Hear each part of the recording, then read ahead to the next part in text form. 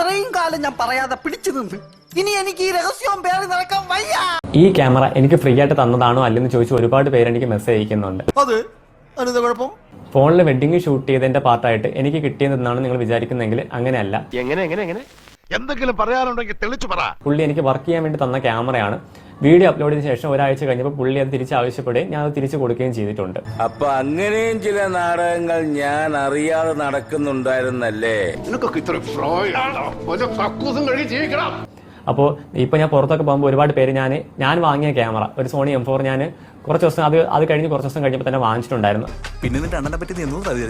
നിനക്ക് ഞാനൊരു ഉമ്മൻ ചിരട്ട കള്ള.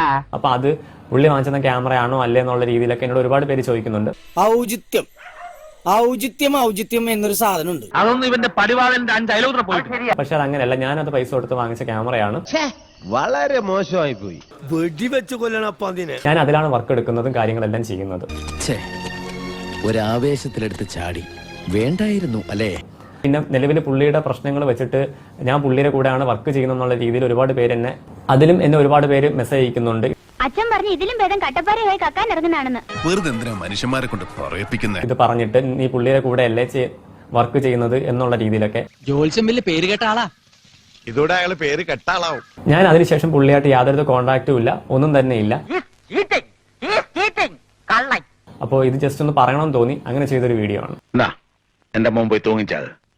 ഇതിനേക്കാൾ വലിയൊരു സഹായം അച്ഛന് ചെയ്യാൻ പറ്റില്ല. തൽക്കാലം ഇത്രയും മതി. ബാക്കി ഇത്രയും ഞാൻ നിന്നെ ഇടക്കിടയ്ക്ക് വിളിച്ചോളാം.